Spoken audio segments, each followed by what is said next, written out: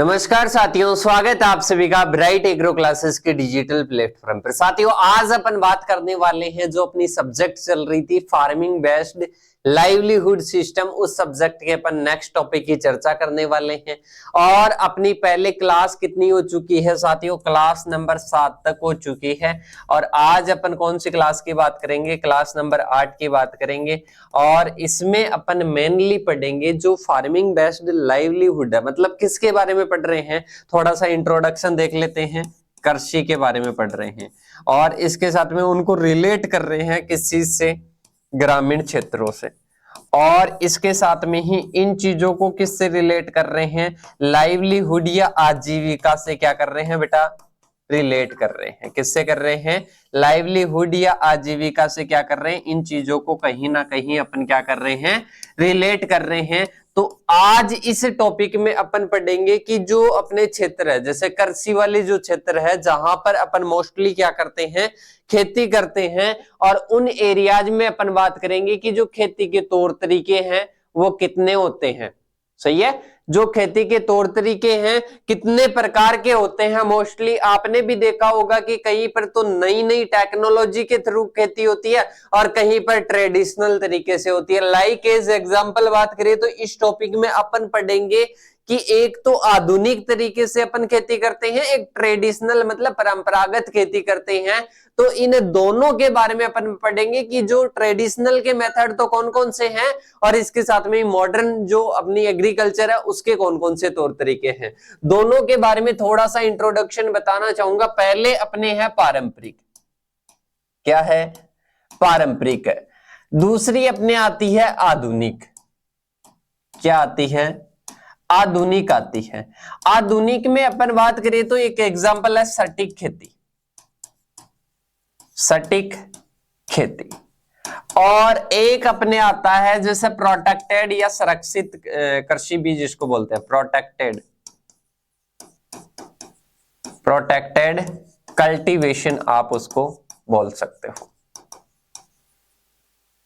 इसके साथ में ही पारंपरिक में जब बात करते हैं जीवन निर्वाह खेती, आपने देखी होगी। जीवन निर्वाह कृषि या सबसिस्टेंस फार्मिंग आ जाएगी।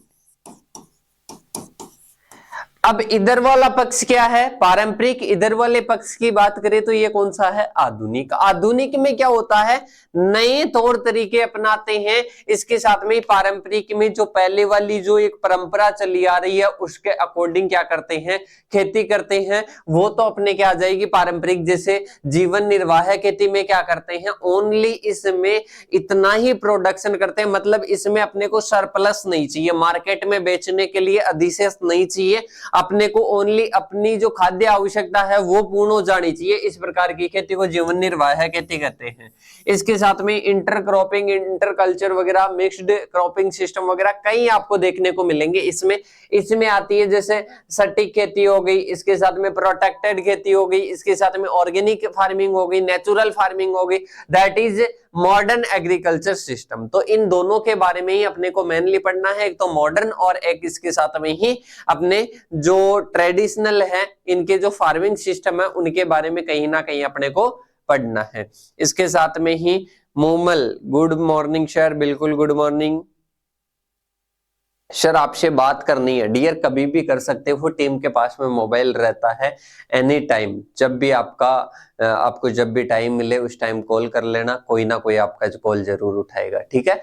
और मेरे वाले नंबर पर करना है तो क्लास जस्ट खत्म होने के बाद में आप कॉल कर देना। देखिएगा, अपन बात कर रहे हैं पारंपरिक और आधुनिक दोनों के बारे में। ओवरव्यू समझ में आया कि एक तो होता है परंपरा, मतलब पहले की परंपरा के अकॉर्डिंग खेती करते हैं। एक है अपने आधुनिक सिस्टम, मतलब जिसमें ट्रेडिशनल तरीके से अपन क्या करते हैं? खेती करते हैं, वो आधुनिक आ जाएगा।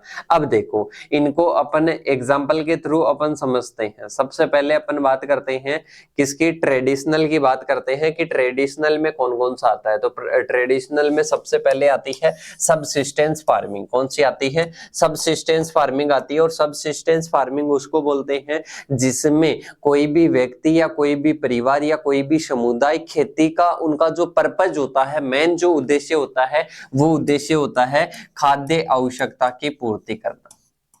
खाद्य आवश्यकता की पूर्ति करना ही उनका क्या होता है, मेन उद्देश्य होता है, मेन ऑब्जेक्टिव होता है। देखिएगा, निर्वाह कृषि जिसे जीविका खेती या लाइवलीहुड फार्मिंग भी कहते हैं। क्या कहते हैं, लाइवलीहुड फार्मिंग भी कहा जाता है। कृषि का सबसे पुराना और बुनियादी रूप है, मतलब पहले ट्रेडिशनल, मतलब पुराने टाइम से या पुराने समय से ये चला आ रहा है। कौन सा, अपने सबसिस्टेंस फार्मिंग। इसके साथ में ही इसमें किसान मुख्य रूप से अपने परिवार की खाद्य जरूरतों को पूरा करने के लिए ही क्या करते हैं, फसलें उगाते हैं। और इसमें सरप्लस बहुत ही क्या रखते हैं, मतलब बहुत ही कम रहता है या बिल्कुल नहीं रहता है। कहने का मतलब यह है, सरप्लस उसको बोलते हैं। जैसे आपके पास में 5 क्विंटल आपके गेहूं का उत्पादन होता है, 5 क्विंटल आप अपने घर के जो सदस्य हैं वो उसको कंज्यूम कर लेते हो, तो आपके पास में मार्केट में बेचने के लिए कुछ बचा क्या, कि सर नहीं बचा, तो उसी को बोलते हैं कि सरप्लस बिल्कुल नहीं बचता है या बहुत कम बचता है। सही है। और इसके साथ में ही इसमें जो फसलें उगाई जाती है वो खाद्य आवश्यकताएं या खाद्य जरूरतें पूर्ण करने के लिए उगाई जाती है। इस प्रकार की कृषि को क्या कहते हैं, निर्वाह खेती या सबसिस्टेंस फार्मिंग कहते हैं। तो पहली चीज समझ में आ गई, इसका इंट्रोडक्शन समझ में आ गया। इसके बाद में जो सबसिस्टेंस फार्मिंग है उसकी 2-3 विशेषताएं मेनली आपको याद रखनी है। अब जो अपनी निर्वाह कृषि है, निर्वाह कृषि की क्या क्या विशेषताएं हो सकती है। सबसे पहली तो आ जाएगी कि क्या होते हैं, छोटे खेत होते हैं। क्या होते हैं, छोटे खेत होते हैं। छोटे खेत होंगे तभी तो इतना, वरना अगर बड़े खेत हो तो उसमें क्या किया जा सकता है, और भी बिजनेस तरीके से कॉमर्शियल फार्मिंग भी की जा सकती है। इसके साथ में ही कम आदानों का उपयोग, मतलब इस प्रकार की खेती में इनपुट्स का यूज कम होता है। किसका, इनपुट्स का, मतलब जैसे खाद हो गया, बीज हो गया, इसके साथ में ही उर्वरक हो गए, तो उनका क्या करते हैं, कम यूज होता है। क्योंकि छोटा खेत है, कम खेती कर रहे हैं, तो इनपुट्स भी क्या होंगे, कम यूज होंगे। इसके साथ में नेक्स्ट आता है ट्रेडिशनल तरीके से अपन, मतलब ट्रेडिशनल मेथड से खेती करते हैं, और ट्रेडिशनल जो टूल्स है उनका यूज करते हैं। किसका, ट्रेडिशनल टूल्स का या औजारों का क्या करते हैं, उपयोग करते हैं। इसके साथ में क्रॉप डाइवर्सिफिकेशन, या इसके साथ में आता है फसल विविधीकरण। सही, अलग अलग प्रकार की, जैसे दलहनी फसलें भी ग्रो करते हैं, सीरियल्स भी ग्रो करते हैं। इसके साथ में ही नेक्स्ट आता है पारिवारिक श्रम, मतलब इसमें कोई बाहर से लाकर श्रमिक नहीं लगाते हैं, अपने जो घर के सदस्य हैं ना वो ही क्या करते हैं, खेती की क्रियाएं करते हैं। और जो जुताई वगैरह है, निराई गुड़ाई है, कटाई वगैरह है, वो सारी क्रियाएं कौन करता है, अपना परिवार ही करता है। तो ये इसकी मुख्य विशेषताएं हैं। इसके बाद में आते हैं इससे क्या लाभ है।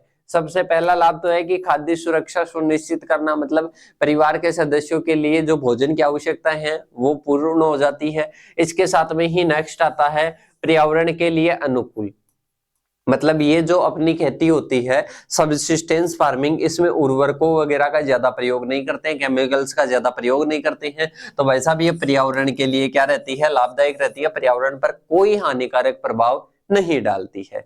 इसके साथ में ही अपन चलें आगे की ओर। आगे नेक्स्ट आता है सांस्कृतिक और इसके साथ में सामाजिक मूल्यों का संरक्षण। सही है। इसके साथ में ही इसके साथ सामने क्या चुनौतियां हैं, मतलब क्या चैलेंजेस आते हैं। सही है। मेनली 2-3 तो आपको इसकी विशेषताएं जो डेफिनेशन में छिपी हुई है, 2-3 इसके लाभ और एक आधी इसकी चुनौतियां आप याद रखना। अब इसमें लो प्रोडक्टिविटी होती है, क्योंकि भाई साहब आप क्या लेते हो, लो इनपुट्स यूज में लेते हो।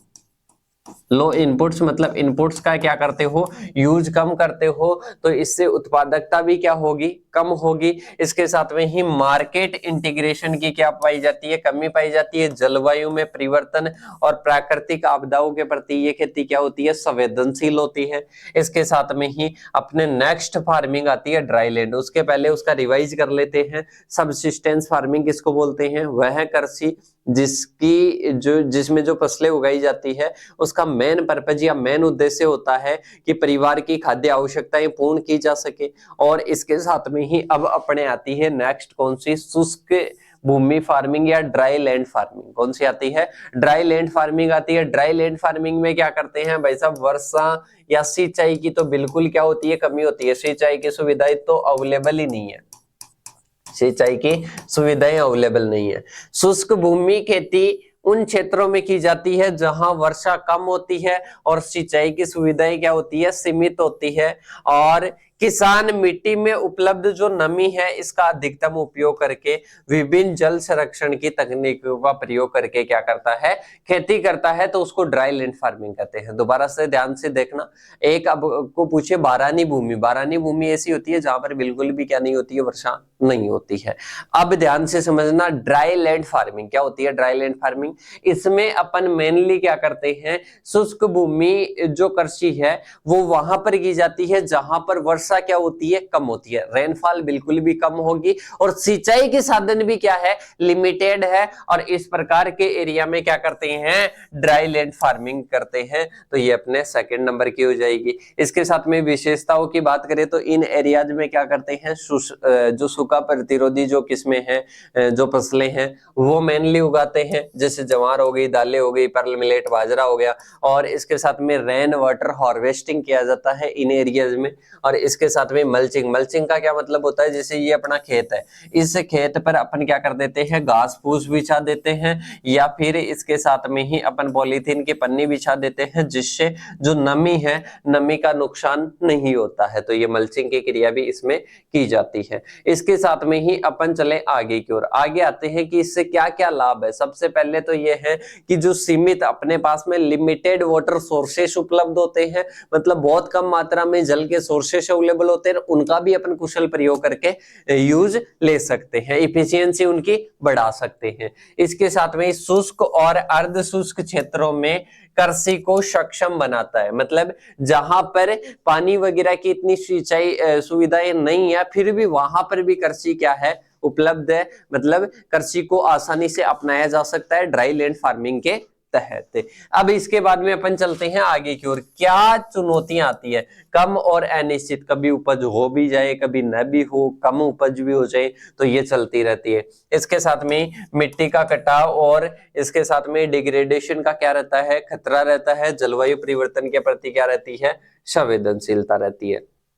इसके बाद में आती है वेट लैंड फार्मिंग। कौन सी आती है, just opposite dry land farming के। इसमें क्या होता है, नमी अत्यधिक रहती है, सर्वाधिक वर्षा वाले एरियाज में इनको किया जाती है ऐसी खेती। आर्द्र भूमि खेती उन क्षेत्रों में की जाती है जहां पानी प्रचुर मात्रा में क्या होता है, उपलब्ध होता है। और जो रिवर डेल्टाज है या बाढ़ के मैदान है, तटीय क्षेत्र है, किसान इस पानी का उपयोग धान, इसके साथ में ही धान जैसी जो फसलें हैं उनको उगाने के लिए मुख्यतः करता है। और भरपूर पानी की क्या होती है, आवश्यकता होती है। मतलब आपने देखा होगा कि जो धान है उसमें 5 से 8 सेंटीमीटर तो पानी भरा हुआ होना चाहिए। तो भाई साहब, वेट लैंड का मतलब क्या है, वो पानी से जलमग्न होती है। और ऐसे जहां पर पानी प्रचुर मात्रा में होता है, इस प्रकार की खेती को क्या कहते हैं, वेटलैंड फार्मिंग कहते हैं। और ये कहां पर की जाती है, मेनली जहां पर पानी अत्यधिक होता है। इसके साथ में इसमें धान की खेती क्या की जाती है, मुख्यतः की जाती है। इसके साथ में एक्वा कल्चर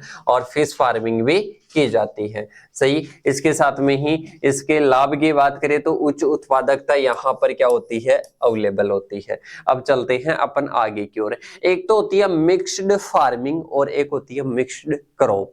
मिक्स्ड क्रॉपिंग का मतलब क्या होता है, मतलब मिश्रित फसलें, मतलब 2 या 2 से अधिक फसलें क्या करेंगे, 2 फसलें अगर साथ में उगाते हैं तो उसे क्या बोलते हैं साथियों, उसे मिक्स्ड क्रॉपिंग, मिक्स्ड क्रॉपिंग कहते हैं। और जब 2 बिजनेस की बात करें, बिजनेस की भी नहीं करो तो आप एक तो कृषि और कृषि के साथ साथ में पशुपालन क्या करते हो, पशुपालन करते हो, तो इन दोनों के बदले, इन दोनों के बदले क्या करते हैं साथियों, इन दोनों के बदले जो अपनी खेती होती है, जो अपने खेती होती है उसको अपन क्या बोलते हैं साथियों, इन दोनों के साथ में कृषि मतलब फसलें उगाने के साथ साथ में अपन पशुपालन भी करते हैं, तो इसको क्या बोलते हैं, मिक्स्ड फार्मिंग बोलते हैं। क्या बोलते हैं, जब 2 फसलें साथ में लेते हैं तो उसको अपन क्या बोलते हैं, उसको अपन मेनली बोलते हैं मिक्स्ड क्रॉपिंग। और जब 2 व्यवसाय, जैसे अपन बात करें कृषि के साथ साथ में फसलें उगाने के साथ साथ में क्या करते हैं, अपन पशुपालन करते हैं, तो उसको मिक्स्ड फार्मिंग कहते हैं। इसके साथ में ही नेक्स्ट आता है मिक्स्ड क्रॉपिंग सिस्टम। क्या आ जाएगा, मिक्स्ड क्रॉपिंग सिस्टम आ जाएगा। मिश्रित फसल प्रणाली में एक ही खेत में मिश्रित कृषि प्रणाली में एक ही खेत में एक साथ दो या दो से अधिक फसलों को उगाना शामिल होता है और यह प्रणाली किसानों को आय विविध स्रोत क्या करती है, प्रदान करती है। कीटों और बीमारियों के प्रकोप से भी अपन बच सकते हैं। कहने का मतलब है कि एक कोई अपने पास में निश्चित एरिया है, उस निश्चित एरिया में दो या दो से अधिक फसलें अपन क्या करते हैं, ग्रो करते हैं और ये अपने क्या है, मिक्स्ड क्रॉपिंग सिस्टम है। क्या है, मिक्स्ड क्रॉपिंग सिस्टम है। और एक ही खेत में विभिन्न फसलों को एक साथ अपन क्या कर सकते हैं, रोपित कर सकते हैं मिक्स्ड क्रॉपिंग सिस्टम के द्वारा। अब इसके बाद में अपन चलते हैं आगे की ओर। आगे आता है नेक्स्ट अपने इसके लाभ वगैरह देख लेना। मिक्स्ड फार्मिंग के आपको भी बताया कि प्रोडक्शन अधिक प्राप्त होगा, कीट बीमारियों के प्रकोप से अपन बच सकते हैं। सही है, ये इसके मेनली क्या होंगे, लाभ होंगे। अब अपन चलते हैं आगे की ओर। आगे आता है इंटरक्रॉपिंग। इंटरक्रॉपिंग का मतलब क्या होता है, देखिएगा। इंटरक्रॉपिंग एक प्रकार की क्या है, मिश्रित फसली है, पर इसमें क्या होती है, दो या दो से अधिक फसलों को एक साथ उगाते हैं, लेकिन उनको पंक्तियों या स्ट्रिप में व्यवस्थित किया जाता है, मतलब पट्टियों में उगाते हैं। जैसे एक फसल ये हो गई, एक फसल ये हो गई, एक फसल ये, यहां पर जवार की लगा दी, इसके साथ में यहां पर गेहूं की लगा दी और इसके साथ में ही यहां पर साथ में ही और कोई जैसे सरसों वगैरह की लगा दी। सही है, अब यहां पर चना ले सकते हो या, सही है, इनकी जो अपन खेती करते हैं ना, इस प्रकार से उसको क्या बोलते हैं, इंटरक्रॉपिंग कहते हैं। मतलब ये जो खेती होती है ना, वो पट्टियों में होती है। पट्टियों में क्या होती है, खेती निश्चित होती है। अब इसके बाद में अपन चलते हैं आगे की ओर। आगे अपने नेक्स्ट आता है जिसको अपन बोलते हैं हिल फार्मिंग या पहाड़ी खेती। कौन सी आती है, पहाड़ी खेती या हिल फार्मिंग। हिल फार्मिंग, अब हिल फार्मिंग क्या होती है इसको समझना ध्यान से। देखिएगा, पहाड़ी क्षेत्रों में वह कृषि जो कि पहाड़ी क्षेत्रों में अपन अपनाते हैं उसको अपन क्या बोलते हैं, पहाड़ी खेती बोलते हैं। पहाड़ों में कैसे की जाती है कि अपन बात करें मेनली, जैसे पहाड़ों में क्या होती है, एक तो ढलान होती है और उस ढलान में अपन क्या करते हैं, ढलान में जैसे ऊपर की ओर वर्षा होगी, वर्षा का पानी धीरे धीरे धीरे धीरे नीचे की ओर बहता आएगा और बहता आएगा तो वहां के जो न्यूट्रिएंट्स है, वहां की जो मृदा है, उसका कटाव करके नीचे की ओर ले आएगा। और वहां पर जब मृदा का ही कटाव हो जाएगा तो वहां पर फसलें कैसे बचेगी। तो वहां पर अलग अलग टेक्निक्स के द्वारा अपन क्या करते हैं, खेती करते हैं और उनके बारे में ही अपन क्या करेंगे, चर्चा करेंगे। सबसे पहले आती है टेरेस फार्मिंग। क्या आती है, टेरेस फार्मिंग आती है। और इसमें सोइल का कंजर्वेशन करने के लिए, जो मैं बता रहा हूं ना, वो कंजर्वेशन करने के लिए इसमें क्या कर देते हैं साथियों, इसमें मेनली जो है सीडीओ के रूप में क्या कर देते हैं, खेती कर देते हैं। और मैं डायग्राम भी आपको समझाने की कोशिश करूंगा डायग्राम के द्वारा कि किस प्रकार से ये खेती होती है।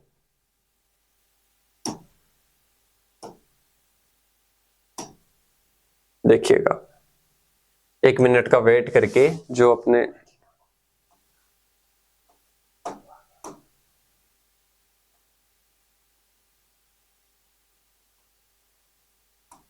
चलो अपन देखते हैं अभी कीबोर्ड मंगवा कर, फिर अपन इसको आगे की ओर देखेंगे।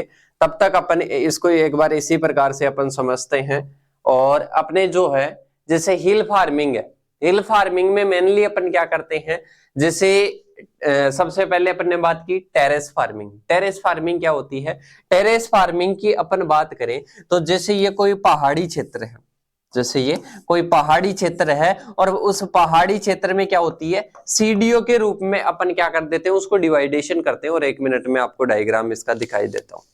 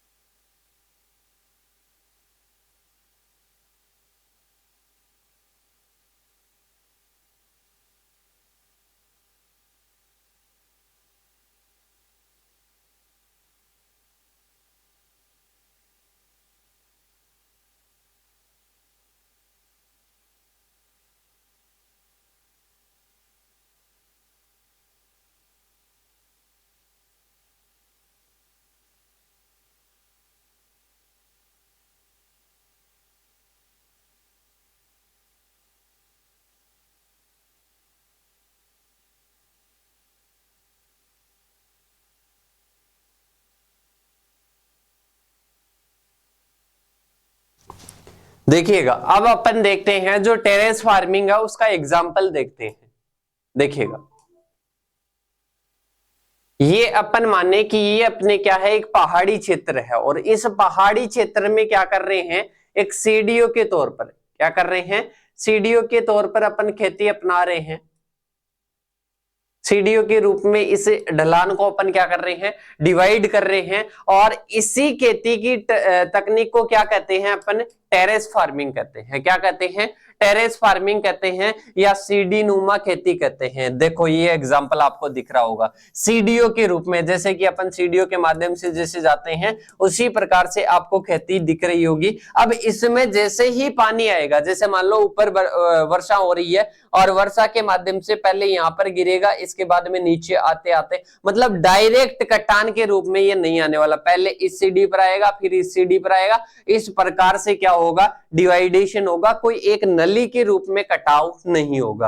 तो इसको किस नाम से जानते हैं सोइल का कंजर्वेशन हो रहा है और इसको किस नाम से जानते हैं अपन मेनली टेरेस फार्मिंग के नाम से जानते हैं। देखिएगा अब आगे की ओर चलते हैं। आगे नेक्स्ट अपने आता है मिश्रित फसल पशुधन प्रणाली। मतलब इसमें क्या करते हैं पहाड़ी क्षेत्रों में जो किसान होते हैं वो फसल उत्पादन को पशुपालन के साथ में जोड़ते हैं। मतलब पशुपालन के साथ साथ में क्या करते हैं फसल का उत्पादन भी करते हैं और इसको जानते हैं मेनली किस नाम से mixed crop live stock system के नाम से जानते हैं। अब इसके बाद में देखिएगा नेक्स्ट अपने की पहाड़ी क्षेत्रों में कौन सी खेती करते हैं। इसके बाद में आता है सामाजिक सांस्कृतिक महत्व। पहाड़ी खेती अक्सर पहाड़ी समुदायों की सांस्कृतिक की क्या है पहचान है, परंपराओं से गहराई से क्या है जुड़ी हुई रहती है और यह उनके जीवन के रहने और पर्यावरण के साथ में उनके संबंधों का क्या है एक महत्वपूर्ण हिस्सा है। मतलब आपने देखा होगा कि पहाड़ी क्षेत्र में रहने वाले जैसे उत्तराखंड वगैरह का एरिया है उसमें पहाड़ी क्षेत्रों में जो खेती की जाती है उनका एक कल्चर होता है, वो खेती करने का क्या होता है कल्चर होता है, उनका एक तरीका होता है और वो कहीं ना कहीं उनको जो खेती करते हैं उनको अपनी जो परंपरा है उससे जोड़े रखते हैं और संस्कृति से वो क्या है रिलेटेड एक खेती की परंपरा है। तो इसका क्या होता है मतलब वो जहां पर खेती करते हैं पहाड़ी खेती करते हैं उसका सांस्कृतिक महत्व भी होता है। इसके साथ में ही आधुनिक कृषि के संदर्भ में प्रासंगिकता। देखिएगा पहाड़ी खेती की जो तकनीकें होती है जैसे सीढ़ीदार खेती हो गई, मिश्रित पशुधन प्रणाली हो गई, पहाड़ी क्षेत्रों में टिकाऊ कृषि हो गई,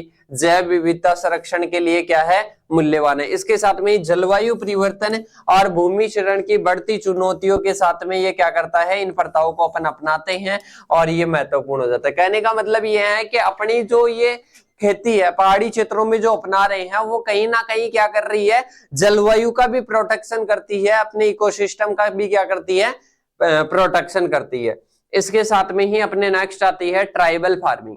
कौन सी आती है ट्राइबल या जो आदिवासी खेती कहते हैं, आदिवासी जो खेती करते हैं उसकी बात करते हैं। आदिवासी किस प्रकार की खेती करते हैं तो सबसे पहले देखिएगा इसमें आती है शिफ्टिंग कल्टीवेशन या स्थानांतरित खेती। कौन सी आती है शिफ्टिंग कल्टीवेशन या स्थानांतरित फार्मिंग आती है और इसमें मेनली क्या करते हैं शिफ्टिंग कल्टीवेशन में जो कृषि अपन करते हैं उसमें जो अपने खेत होता है जैसे अपन माने कि ये खेतों में मेनली नहीं की जाती है, वनों में की जाती है, वन क्षेत्रों में की जाती है। जैसे ये कोई क्षेत्र है, अब इस क्षेत्र में कोई भी जैसे एक आदिवासी जनजाति है और वो परिवार यहाँ पर वनों को जलाकर खेती करेगा, इसके बाद में 1 या 2 साल तक यहाँ पर खेती करेगा जब तक न्यूट्रिएंट रहेंगे, न्यूट्रिएंट जब समाप्त हो जाएंगे और इसके साथ में ये मृदा में न्यूट्रिएंट नहीं रहेंगे तो वो दूसरी जगह जाएंगे, वही वन जलाकर पेड़ पौधों की कटाई करके वो क्या करेंगे खेती करेंगे, फिर वो तीसरी जगह आएंगे,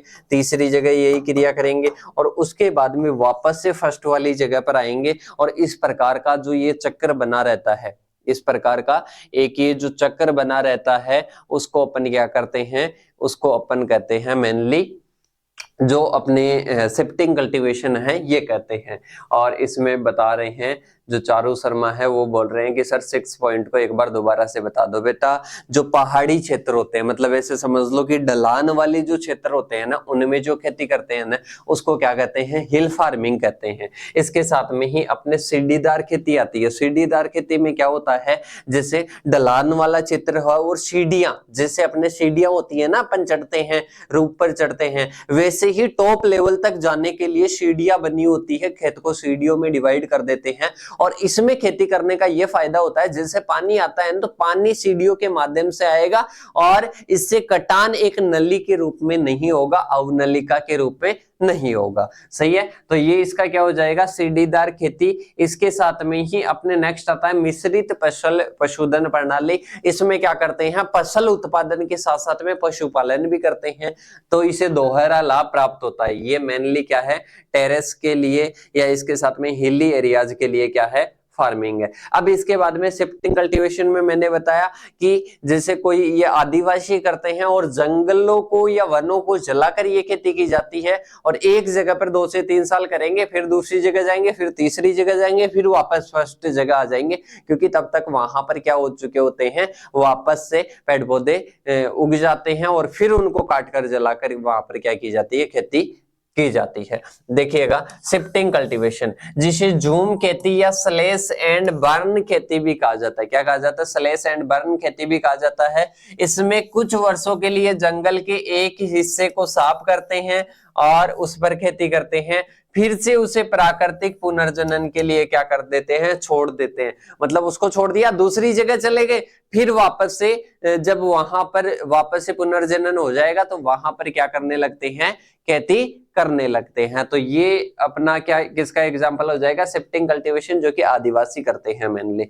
इसके साथ में ही फॉरेस्ट बेस्ड फार्मिंग कौन सी होती है, वन आधारित खेती या फॉरेस्ट बेस्ड फार्मिंग होती है। आदिवासी समुदाय अक्सर जंगलों से प्राप्त जो उत्पाद है, जैसे जंगली फल हुआ, जड़ी बूटियां हुई, औषधीय पौधे हुए, तो इनकी क्या करते हैं, खेती करते हैं। तो इसको क्या बोलते हैं, फॉरेस्ट बेस्ड फार्मिंग बोलते हैं। तो ये करते हैं, जो कि एक आधुनिक कृषि है। इसके साथ में ही अपन बात ये क्या है, ट्रेडिशनल है। इसके साथ में ही अपन बात करें सामाजिक सांस्कृतिक महत्व है। मतलब ये जो आदिवासी होते हैं, जो भी खेतियों अपनाते हैं, जैसे हिली एरियाज में जो पहाड़ी लोग थे वो जैसे अपनाते हैं, वैसे ही अपन बात करें तो जो आदिवासी लोग होते हैं वो भी जो खेती करते हैं वनों में, उसको अपनी संस्कृति से जोड़कर, अपने समाज से जोड़कर और अपने पर्यावरण के लिए वो क्या करते हैं, खेती करते हैं। तो इसका क्या होता है, सामाजिक और सांस्कृतिक महत्व भी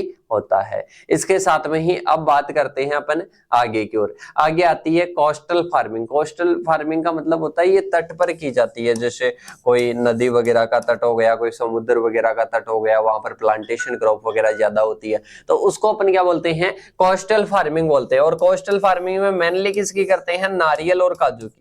सुना होगा आपने, नारियल और काजू की जो खेती होती है वो मेनली कहां पर होती है, वो मेनली कोस्टल एरियाज पर होती है। भारत के तटीय क्षेत्र में ये प्रमुख वृक्षारोपण फसलें हैं। कौन सी है, नारियल और जो काजू है, ये क्या है, तटीय क्षेत्रों में प्रमुख क्या है, वृक्षारोपण फसलें हैं। इसके साथ में ही अपन चलते हैं आगे की ओर। आगे धान की जो खेती करते हैं वो भी मेनली किस पर करते हैं, जहां पर पानी वगैरह अत्यधिक होता है और ये कोस्टल एरियाज में होता है, तो वहां पर धान की खेती भी की जाती है। मछली पालन है वो भी कहां पर किया जाता है, एक्वाकल्चर है वो भी कहां पर किया जाता है, झींगा पकड़ना, केकड़ा पकड़ना, समुद्री शैवाल वगैरह। इसके साथ में मछली पालन ये कहां पर किया जाता है, कोस्टल एरियाज में मेनली किया जाता है। इसके साथ में ही नेक्स्ट अपने आता है साल्ट प्रोडक्शन या नमक। जैसे समुद्र के किनारे पर क्या होता है, समुद्र में खारा पानी होता है, खारा पानी होता है, तो आपने देखा होगा सांबर की झील है, डिडवाना की झील है, तो वहां पर उन क्यारियों में उनको डिवाइड कर दिया जाता है। और सर्दियों में ये मेनली क्या होता है, ज्यादा इसका क्या होता है, नमक का प्रोडक्शन होता है। इसके साथ में ही या अपन बात करें गर्मियों में क्या होता है, इसमें मेनली अपन बात करें तो जैसे अपन पानी को क्या कर देते हैं, क्यारियों में डिवाइड कर दिया, फिर जो जल है वो उसका तो वाष्पीकरण हो जाएगा और इसके साथ में ही ऊपर क्या बचेगा, ओनली नमक बचेगा। क्या बचेगा, ओनली नमक बचेगा। तो ये अपने क्या होता है, नमक का प्रोडक्शन। इसके साथ में ही अब अपन चलते हैं आगे की ओर। आगे अपने आती है आधुनिक प्रणालियां। कौन सी आती है? आधुनिक प्रणालियां। वैसे मैं इनके बारे में बता भी चुका हूं आपको। तो अब इसके बारे में आती है पर्सिशन फार्मिंग। पर्सिशन फार्मिंग का क्या मतलब होता है? देखिएगा, पर्सिशन फार्मिंग होती है जैसे ये अपना खेत है, अब इसमें अपन खेती कर रहे हैं ना, तो भाई साहब इसमें सेंसर का प्रयोग करेंगे, सेंसर का प्रयोग करेंगे, इसके साथ में ही जीपीएस का प्रयोग करेंगे, GIS का प्रयोग करेंगे।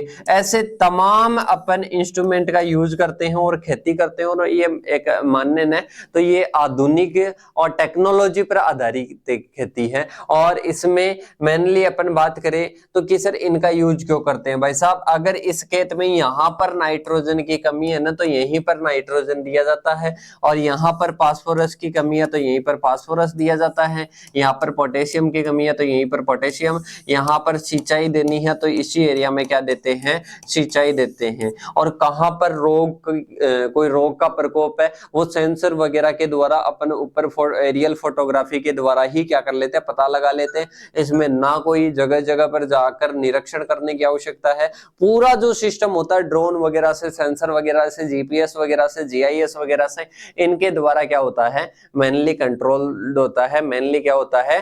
नियंत्रण होता है। इसमें पूछ रहे हैं, प्रिंस पूछ रहे हैं, सर GIS क्या होता है? Geographic information system. क्या होता है? GIS। वैसे तो अपने एक सब्जेक्ट चलती है, शायद आपके वो नहीं आएगी 6th दिन कमेटी में, पर समझा देता हूं। GIS की फुल फॉर्म क्या होती है? Geographic information system. और इसका मेनली क्या कार्य होता है? नाम से ही पता चल रहा होगा कि भूगर्भिक इंफॉर्मेशन, मतलब सूचना प्रणाली, मतलब इस एरिया की सूचना लेता है। कोई भी एरिया है उसकी सूचना लेगा, यहाँ के डाटा कलेक्ट करेगा, यहाँ के डाटा कलेक्ट करेगा, और उन डाटाज के माध्यम से, उन डाटा के माध्यम से अपन देखते हैं कि यहाँ पर कोई पोषक तत्व की तो कमी नहीं है, यहाँ पर कोई पानी वगैरह की, सिंचाई वगैरह की कमी नहीं है, यहाँ पर कोई रोग वगैरह का तो प्रकोप नहीं है। मतलब ये किसी भूगर्भिक या कोई भूमि का एक एरिया होता है, उसकी क्या लेता है? सूचना लेता है, उसकी इंफॉर्मेशन लेता है। दैट इज GIS, मतलब जियोग्राफिक इंफॉर्मेशन सिस्टम होता है, मतलब भौगोलिक सूचना प्रणाली होती है। किसी भी जो अपने भूगोल है, कोई भी अपना एरिया है, उसकी क्या लेता है? इंफॉर्मेशन लेता है। तो मेरे हिसाब से समझ में आ गया होगा, ज्यादा डीपली आपको जाना भी नहीं है। अब देखिएगा, अपन चलते हैं आगे की ओर। सटीक खेती एक डेटा संचालित क्या है? दृष्टिकोण है, जो कि फसल उत्पादन के पहलुओं के प्रबंधन के लिए सेंसर, जीपीएस और इसके साथ में ही ड्रोन और इसके साथ में ही आर्टिफिशियल इंटेलिजेंस आदि प्रौद्योगिकियों क्या करते हैं? यूज करते हैं। मेनली इनका क्या करते हैं? यूज करते हैं। टेक्नोलॉजीज का क्या करते हैं? यूज करते हैं। किसमें करते हैं? प्रिसिशन फार्मिंग, और इसके साथ में इसको सटीक खेती भी बोलते हैं। अब अपन चलते हैं आगे की ओर। इसके उद्देश्य क्या है? इसके उद्देश्य की बात करें तो सोइल की जो कंडीशन है, इसके साथ में ही क्रॉप का जो हेल्थ है, वेदर का जो पैटर्न है, इसकी अपन समय पर क्या ले लेते हैं? जानकारी ले लेते हैं। इसके साथ में एग्रीकल्चर में कोई भी इनपुट, अपने को खेत में कोई भी इनपुट्स देने हैं, उनकी इंफॉर्मेशन ले लेते हैं कि कौन से इनपुट को देना है, कौन से इनपुट की कमी है। तो इसलिए इसकी कॉस्ट भी कम होती है, मतलब इससे इसकी कॉस्ट कम हो जाती है। जैसे एक तो 500 बीघा का खेत है और इसमें अपन एक व्यक्ति को अपन भेजे कि आपको निरीक्षण करके आना है कि इस खेत में कहां पर रोग लग रहा है, कहां पर सिंचाई की कमी है, कहां पर क्या है। तो भाई साहब वो कम से कम ऐसे मान लो कि 10 दिन लग जाएंगे उसको पूरे खेत का एनालिसिस करने में। तो और ड्रोन के माध्यम से, उनके माध्यम से अपन लगभग 10 मिनट या 15 मिनट में ये काम कर लेते हैं। तो इस प्रकार से उसकी कॉस्ट क्या हो जाती है? कम हो जाती है। अपन आगे की ओर चले तो आगे अपन बात करते हैं इससे लाभ क्या है। लाभ की बात करें तो उपज क्या होती है? बढ़ती है। संसाधनों का जो उपयोग दक्षता है वो क्या होती है? बढ़िया होती है। इसके साथ में पर्यावरण पर जो प्रभाव है वो कम पड़ता है, हानिकारक प्रभाव। बेहतर निर्णय ले सकते हैं अपन इसके द्वारा। सही है। अब इसके बाद में अपन चलते हैं आगे की ओर। इसकी चैलेंजेस में अगर मेनली बात करें तो टेक्नोलॉजीज की आवश्यकता होती है, उसके लिए नॉलेज की आवश्यकता होती है, प्रारंभ में कॉस्ट क्या आती है? अत्यधिक आती है। प्रारंभ में कॉस्ट क्या आती है, अत्यधिक आती है। अब इसके बाद में अपन चलते हैं आगे की ओर। आगे नेक्स्ट आता है प्रोटेक्टेड कल्टीवेशन। कौन सी आती है? प्रोटेक्टेड कल्टीवेशन क्या होती है? प्रोटेक्टेड कल्टीवेशन होती है संरक्षित खेती। संरक्षित खेती में आपने देखा होगा कि आपने नेट हाउस में कोई खेती की होगी, पॉली हाउस में की होगी, वो क्यों लगाते हैं अपन? जैसे आपने छोटी सिस्टम भी देखी होगी, जैसे अपनी एक रो होती है, उस रो पर पन्नी वगैरह लगी होती है। मतलब कहने का मतलब होता है कि अपना जो एरिया है ना, पॉली हाउस के अंदर जो एरिया है, वो क्या करता है, वो वेजिटेबल फोर्सिंग, आपने सुना होगा कि बिना मौसम के सब्जियां उगा लेना, और बिना मौसम के जो खेती करते हैं ना, वो होता है अपना पॉली हाउस। मतलब पॉली हाउस में एक खुद का कंट्रोल्ड इन्वायरमेंट होता है, और उसमें अपन कोई भी फसल क्या कर लेते हैं, ग्रो कर लेते हैं। तो इसका मतलब होता है संरक्षित खेती या प्रोटेक्टेड कल्टीवेशन, जो कि एक कंट्रोल्ड इन्वायरमेंट के तहत करते हैं। कंट्रोल्ड कैसे? जैसे पॉली हाउस में खुद का ही बाहर वाला इन्वायरमेंट नहीं होता, बाहर वाला होता तो फिर वो चारों तरफ का वो कवर ही क्यों करते एरिया। तो इसका कहने का मतलब ये है कि अपने जो बात करें कि जो एरिया है, उस एरिया में जितना भी एरिया होता है पॉली हाउस का, नेट हाउस का, उसमें कंट्रोल्ड इन्वायरमेंट कंडीशन होती है, और उसमें अपन खेती करते हैं, उसको क्या कहते हैं? प्रोटेक्टेड कल्टीवेशन कहते हैं। सुरक्षित खेती फसलों को ग्रीन हाउस, पॉली हाउस या नेट हाउस जैसी संरचनाओं के तहत उगाना क्या होता है, इसमें शामिल होता है। इसका उद्देश्य क्या होता है? फसलों को प्रतिकूल मौसम और कीटों और बीमारियों से बचाना है, और जिससे साल भर उत्पादन और इसके साथ में बेहतर गुणवत्ता सुनिश्चित हो सके। तो ये अपने क्या है? प्रोटेक्टेड कल्टीवेशन है। इससे उपज वगैरह क्या होती है? बढ़ती है। रोग कीट वगैरह का अपन क्या कर सकते हैं? सुधार कर सकते हैं। पर इसमें जो मेन चैलेंज की बात करें, मेन चुनौती की बात करें, तो प्रारंभिक कॉस्ट क्या आती है? अत्यधिक आती है। इसके साथ में अपने आती है हाइड्रोपोनिक। हाइड्रोपोनिक नाम सुना होगा कि बिना मिट्टी के, बिना मृदा के फसलें उगाना, बिना मृदा के फसलें उगाना क्या होता है? हाइड्रोपोनिक्स। क्या होता है? हाइड्रोपोनिक्स होता है। सही है, उसके बारे में ही देखते हैं। हाइड्रोपोनिक्स एक मिट्टी रहित खेती प्रणाली है, और जिसमें पौधों को पोषक तत्वों से भरपूर पानी के घोल में क्या किया जाता है? उगाया जाता है। मतलब पोषक तत्व होंगे, जो मीडियम होगा, जो पानी का घोल होगा, उसमें क्या होंगे? न्यूट्रिएंट्स होंगे, और उस घोल में क्या किया जाता है? प्लांट को ग्रो किया जाता है, और उसमें क्या नहीं होगी? मिट्टी नहीं होगी। मतलब सोइल लेस कल्टीवेशन सिस्टम होता है क्या? हाइड्रोपोनिक। मतलब इसमें मृदा वगैरह नहीं होती है, एक घोल होता है, एक मीडियम होता है जिसमें पानी होता है, और पानी में क्या होते हैं? न्यूट्रिएंट्स होते हैं, और उसमें फसल को उगाते हैं। तो इस टेक्निक को क्या कहते हैं? हाइड्रोपोनिक कहते हैं। क्या कहते हैं? हाइड्रोपोनिक्स कहते हैं। इसका उद्देश्य पानी और पोषक तत्वों के उपयोग से अनुकूलित करके कीटों और बीमारियों के जोखिम को कम करना, और फसल की वृद्धि और उपज में तेजी लाना ही इसका क्या है? मेन ऑब्जेक्टिव है। और इसके लाभों की बात करें, इसके बेनिफिट्स की बात करें, तो उच्च उपज और इसका क्या होता है? तेज विकास होता है। पानी और पोषक तत्वों के उपयोग में दक्षता, मतलब पानी और जो पोषक तत्व है, उसमें जो न्यूट्रिएंट्स की जो इफिशियंसी है, यूज इफिशियंसी है, वो कहीं ना कहीं क्या होती है? बढ़ती है। इसके साथ में ही कीट और रोगों के नियंत्रण में सुधार आता है। भूमि की आवश्यकता नहीं होती है। इसमें जो प्रारंभिक निवेश है वो क्या आता है? अत्यधिक आता है। इसमें टेक्निकल नॉलेज की कहीं ना कहीं क्या होती है? आवश्यकता होती है। तो ये अपने कौन सी आती है? हाइड्रोपोनिक्स आती है। इसके बाद में आती है एक्वापोनिक्स। क्या आती है? एक्वापोनिक्स। और एक्वापोनिक्स की बात करें तो एक्वापोनिक्स टिकाऊ खेती प्रणाली या सस्टेनेबल फार्मिंग सिस्टम है। क्या है? सस्टेनेबल फार्मिंग सिस्टम है। इसमें एक तो एक्वाकल्चर और हाइड्रोपोनिक्स, इन दोनों का मिला जुला रूप है। किसका? एक तो हाइड्रोपोनिक्स का, और एक इसका आ जाएगा एक्वाकल्चर का। इन दोनों का कहीं ना कहीं क्या है? मिला जुला रूप है। कौन सा है?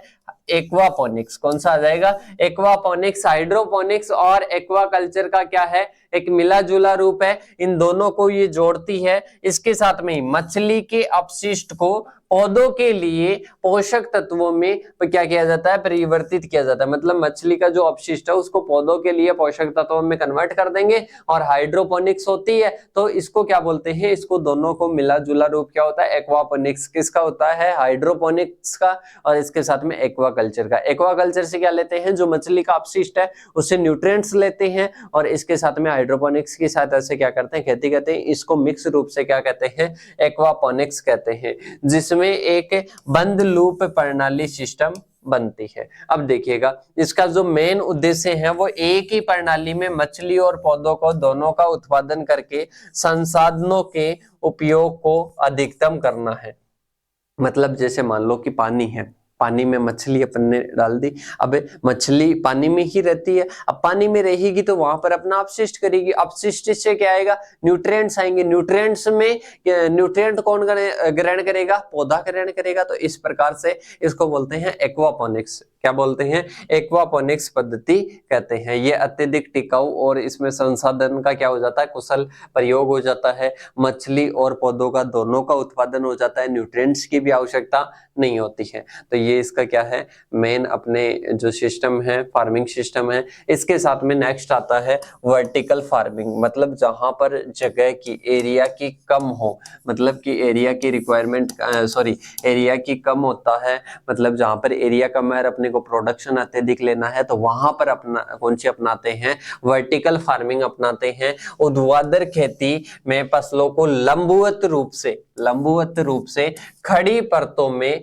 या कोई भी किसी भी स्तंभ के सहारे से उनको क्या किया जाता है, ग्रो किया जाता है, और उसको अपन क्या बोलते हैं साथियों, उसको अपन बोलते हैं वर्टिकल फार्मिंग। इसका मुख्य उद्देश्य होता है कि लिमिटेड स्पेस में शहरी क्षेत्रों में ये मुख्यतः है क्या करते हैं, अपनाते हैं। मतलब आपने देखा नहीं क्या, दीवार की सहायता से कोई भी बेल को अपन चढ़ा देते हैं, और जैसे लौकी की बेल को चढ़ा दिया और वहां पर अपन क्या कर रहे हैं, प्रोडक्शन कर रहे हैं, तो उसको बोलते हैं वर्टिकल फार्मिंग। क्या बोलते हैं, वर्टिकल फार्मिंग बोलते हैं। और ये सिस्टम आपको समझ में आ गया कि मोस्टली कहां पर अप्लाई होता है, शहरी क्षेत्रों में अवेलेबल होता है।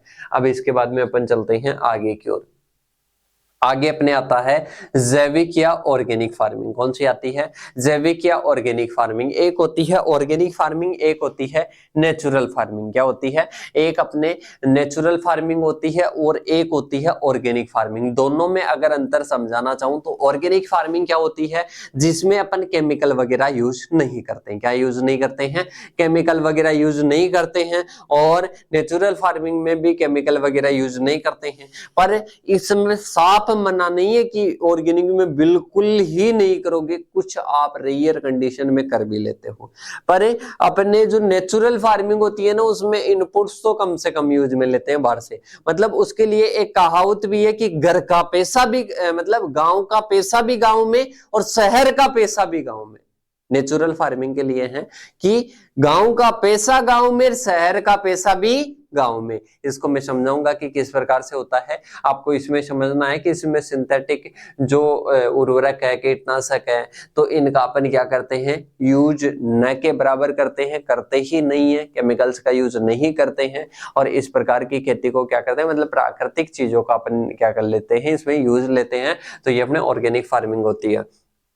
और इसके साथ में ही जो बायो फर्टिलाइजर्स है वगैरह है, उनका अपन क्या करते हैं, इसमें ज्यादा यूज करते हैं। तो ये अपने क्या होती है, ऑर्गेनिक फार्मिंग होती है। और वैसे आपको डेफिनेशन वगैरह याद ही होगी, पहले से भी आपने देख रखी होगी, क्योंकि ऑर्गेनिक फार्मिंग तो आपने जेट के चैप्टर्स में भी देखी होगी, या इसके अलावा दूसरा चैप्टर अपने था किसमें, 12th की एग्रीकल्चर में, तो वहां पर भी आपने देखा होगा। अब इसके बाद में कि इसका ऑब्जेक्टिव क्या होता है, तो आपको बताया ऑब्जेक्टिव क्या होता है, पर्यावरण में टिकाऊ लाना, और इसके साथ में जो अपनी पर्यावरण पर जो हानिकारक प्रभाव पड़ता है उसको कहीं ना कहीं रोकने का क्या करता है, कार्य करता है, उसको कम करने का क्या करता है, कार्य करता है। तो ये मेरे हिसाब से आपको समझ में आ जाएगी कौन सी है, नेचुरल फार्मिंग। नेचुरल फार्मिंग के बाद में एक अपने और आ जाती है कॉन्ट्रैक्ट फार्मिंग। कॉन्ट्रैक्ट फार्मिंग के बारे में भी बता चुका हूं मैं। किसके बारे में, कॉन्ट्रैक्ट फार्मिंग के बारे में बता चुका हूं, पिछले क्लास में आ चुका है। कॉन्ट्रैक्ट फार्मिंग क्या होती है, जैसे मान लो कि आप हो, सही है, आप आपने ये इस फील्ड में खेती की, अब किसी कंपनी के द्वारा या कोई भी अन्य व्यक्ति या अन्य तीसरा पक्ष है, उस पक्ष के द्वारा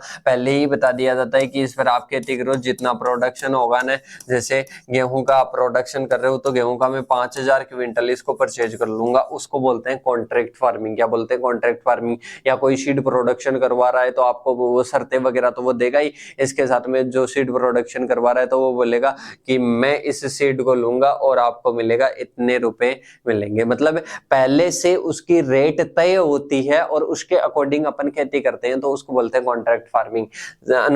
अनुबंध खेती एक ऐसी व्यवस्था है जहां किसान एक पूर्व निर्धारित मूल्य, मतलब पहले से मूल्य निर्धारित होता है और अन्य शर्तों पर, कुछ शर्तें होती है। एक खरीदार आमतौर पर एक कंपनी या जो प्रोसेसिंग यूनिट है उसको अपने उपज बेचने के लिए एक अनुबंध करते हैं, मतलब पहले ही अनुबंध कर देते हैं, पहले ही कॉन्ट्रैक्ट कर देते हैं किसी भी कंपनी वगैरह से, पहले एक मूल्य डिसाइड कर लेते हैं और फिर अपन शर्तों पर क्या करते हैं, खेती करते हैं। उसको अपन क्या बोलते हैं साथियों? उसको कॉन्ट्रैक्ट फार्मिंग बोलते हैं। इससे एक सुनिश्चित बाजार, मतलब इसमें अपने को कोई रिस्क नहीं होती है कि आगे जैसे भाव ऊपर होगा, नीचे होगा, कम होगा, ज्यादा होगा, कोई रिस्क लेने की जरूरत नहीं है। इसके आधार पर अपन क्या करते हैं, खेती करते हैं, तो उसको कॉन्ट्रैक्ट फार्मिंग कहते हैं। अब इसके बाद में अपन चलते हैं आगे की ओर। आगे अपने लास्ट आती है नेचुरल फार्मिंग। कौन सी आती है? Natural farming. दोनों में बता देता हूं, पहले वाला वो एग्जांपल बताऊंगा कि शहर का पैसा भी गांव में, शहर का पैसा भी गांव में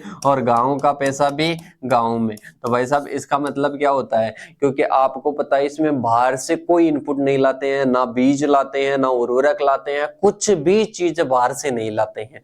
अपने खेत पर या अपने गांव में जो अपने खेत पर होती है वो ही, जैसे देसी बीज का यूज करते हैं, इसके साथ में ही गाय, मतलब इसमें जो अपन जो भी यूज करते हैं ना खाद वगैरह, और वो गाय पर आधारित होते हैं, मतलब लाइव स्टॉक बेस्ड ही प्रोडक्ट्स का अपन क्या करते हैं इसमें मेनली यूज करते हैं। गाय के जो उत्पाद है, नेचुरल फार्मिंग कोर्स आएगा आगे आपके, तो उसमें अपन और समझेंगे कि गाय के उत्पादों को ही अपन क्या करेंगे, मेनली यूज करते हैं। तो भाई साहब ये तो गांव में मिल जाता है, अपने खेत पर ही मिल जाता है। तो शहर में अब जो प्रोडक्शन होगा उसको शहर में बेचेंगे, शहर में बेचेंगे तो भाई साहब शहर का पैसा भी गाँव में, गाँव का पैसा भी गाँव में। तो इस प्रकार से इसको नेचुरल फार्मिंग को जाना जाता है। और नेचुरल फार्मिंग में क्या होता है, मतलब ऑर्गेनिक फार्मिंग में भी सिंथेटिक जो फर्टिलाइजर्स है उनका यूज नहीं करते, केमिकल्स का यूज नहीं करते, ना ही नेचुरल फार्मिंग में करते हैं। पर ये एक गोवंश पर आधारित होती है। किस पर होती है? गोवंश पर आधारित होती है, लाइव स्टॉक बेस्ड होती है। ये आपको जरूर क्या रखना है, याद रखना है दोनों में। और बाकी दोनों ही आपको क्या मिलेगी, सेम सा मिलेगा। इसके साथ में पर्यावरण का क्या करती है, ये संरक्षण करती है। दोनों ही खेती की प्रणालियां मान लो, चाहे आप जो आपके कौन सी प्रणाली है, एक अपन माने तो जो अपने सस्टेनेबल है और इसके सॉरी ऑर्गेनिक है, एक अपने नेचुरल फार्मिंग है। तो ये दोनों ही सस्टेनेबल के लिए कार्य करती है। सस्टेनेबल का क्या मतलब होता है? टिकाऊपन। टिकाऊपन की बात करें तो ये जो आने वाली, जैसे अपन ज्यादा केमिकल्स का प्रयोग करते रहते हैं तो केमिकल्स के प्रयोग से मृदा बंजर हो रही है, आने वाली पीढ़ी के लिए मृदा नहीं रहेगी, बंजर हो जाएगी। तो बेटा इसलिए इनको अपन अपना रहे हैं, इनको बढ़ावा दे रहे हैं। तो ये कहीं ना कहीं क्या करती है, टिकाऊपन लाती है। पर्यावरण पर कोई हानिकारक प्रभाव नहीं पड़ता है, मानव के स्वास्थ्य पर नहीं पड़ता है, मृदा के स्वास्थ्य पर नहीं पड़ता है। तो इस प्रकार की खेती को नेचुरल फार्मिंग कहते हैं। नेचुरल फार्मिंग गाय पर, मतलब लाइव स्टॉक पर बेस्ड होती है, और वो वाली ओनली जो बायो फर्टिलाइजर्स वगैरह है उन पर होती है। और उन बायो फर्टिलाइजर्स का यूज किसमें नहीं करते? इसमें नहीं करते कि जैव उर्वरकों का बाहर से मार्केट से ला रहे हैं और उनका यूज कर रहे हैं, इसमें नहीं किया जाता है। तो मेरे हिसाब से आप सभी को ये समझ में आ गया होगा। सही है? कॉन्ट्रैक्ट फार्मिंग समझ नहीं आया? क्या समझ में नहीं आया? चारू शर्मा नहीं आया? ठेके देना व्यापारी को, अच्छा मेरे हिसाब से आपको समझ में आ गया होगा। कॉन्ट्रैक्ट फार्मिंग नहीं आया है तो मैं एग्जांपल एक बार और दे देता हूं। जैसे आप हो, जैसे चारू शर्मा बोल रही है कि सर मेरे को समझ में नहीं आया। जैसे चारू शर्मा, आपके पास में 1 बीघे का खेत है, 1 बीघे का खेत है, और इस 1 बीघे के खेत में आप परंपरा से आप खेती करते आ रहे हो। सही है? अब मैं आपके पास में जाता हूं, मैं आपके पास में जाता हूं चारू शर्मा के पास में और मैं आपको जाकर बोलता हूं कि चारू शर्मा, अब की बार जो आप जैसे गेहूं का प्रोडक्शन कर रहे हो, तो गेहूं का प्रोडक्शन आप कर रहे हो तो गेहूं की जो प्राइस है वो 5,000 रुपए, 5,000 रुपए पर क्विंटल में आपको देने वाला हूं, पर क्विंटल मैं आपको देने वाला हूं। मतलब आपके चाहे मार्केट में भाव चाहे 3,000 हो, 2,000 हो, चाहे फ्री में ही बिक रहा हो, चाहे कैसे भी बिक रहा हो, पर मैं आपको 5,000 देने वाला हूं। पहले से ही बुआई से पहले ही मैं आपसे कॉन्ट्रैक्ट कर लेता हूं कि 5,000 क्विंटल प्रति क्विंटल का आपको देने वाला हूं। और इसके साथ में ही आप उसके अकॉर्डिंग क्या करते हो, फार्मिंग करते हो। और फार्मिंग करने के बाद में जो जैसे ही प्रोडक्शन होता है तो प्रोडक्शन लेने क्या आऊंगा, मैं आऊंगा, क्योंकि मैंने पहले कॉन्ट्रैक्ट किया है। और मैं आपको जितना भी प्रोडक्शन होता है उसका 5,000 रुपए से पेमेंट करूंगा और उसको मैं ले जाऊंगा। इसी प्रकार से अपन क्या करते हैं, ये कॉन्ट्रैक्ट फार्मिंग करते हैं। तो मेरे हिसाब से आपको समझ में आ गया होगा। और अब अपन मिलेंगे नेक्स्ट क्लास में। और मेरे हिसाब से आप सभी को समझ में आएगा, तो इसको क्या करना है, नोट डाउन भी करना है। कुछ भी नहीं समझ में आ रहा है तो कांटेक्ट करना है, कांटेक्ट नंबर आपके साथ में है। तो मिलते हैं अपन नेक्स्ट सेशन के साथ में, तब तक के लिए जय हिंद, जय भारत साथियों।